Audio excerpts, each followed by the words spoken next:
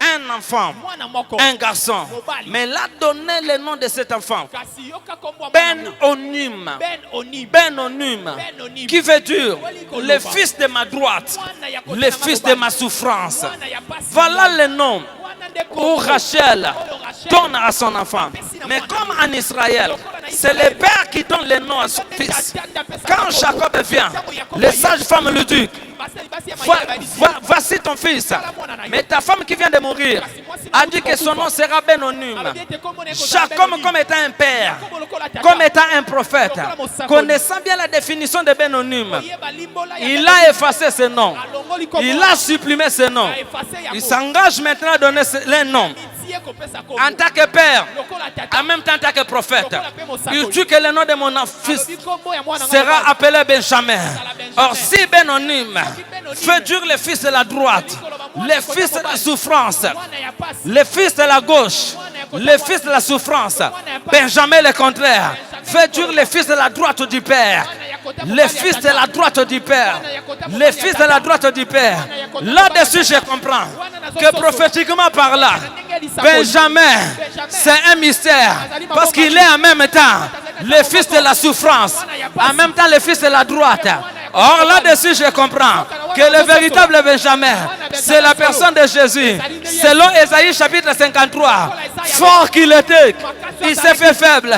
C'est par ses maîtricieux que nous sommes guéris. Il a souffert. Les châtiments qui nous donnent la paix étaient tombés sur lui. Là-dessus, je comprends que Ben-Onim, le fils de la souffrance, c'est rien que la personne de Jésus. Mais Jacob dit, il n'est pas seulement Ben-Onim, mais il sera aussi appelé Benjamin, le fils de ma droite.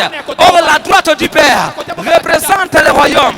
La droite du Père représente l'éternité. La droite du Père représente la vie. C'est lui qui avait souffert à la croix, nous a communiqué la vie au travers de sa droite. C'est ça Benjamin. C'est ça Benjamin. C'est ça Benjamin. Mais là, c'était lorsque Benjamin était né. Mais lorsque Jacob voulait mourir, il a rassemblé ses enfants. Il a libéré des paroles prophétiques.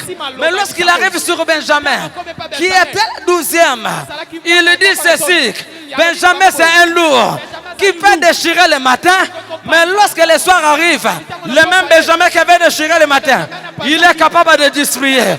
Là, c'est une prophétie. Un Benjamin qui déchire le matin, mais il garde la viande. Lorsque le soir arrive, il pouvait distribuer cela. Là, c'est une prophétie. Benjamin, Ben-Onim, qui avait souffert, en même temps, il est le fils de la droite. Mais on dit que c'est un lourd qui déchire le matin, mais qui prend la viande pour distribuer le soir. Frères et sœurs, les animaux comme étant des lions,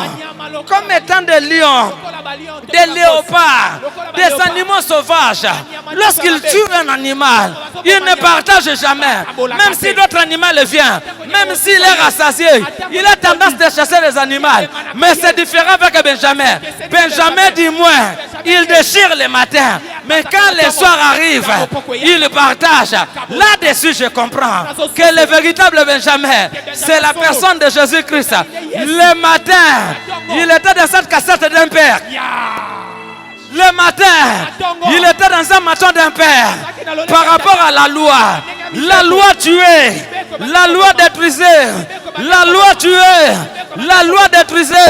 Mais écoutez mes frères et sœurs, le même Dieu qui avait donné la loi le matin, c'est le même Dieu qui devient l'agneau le soir pour prendre votre propre chair et distribuer ça.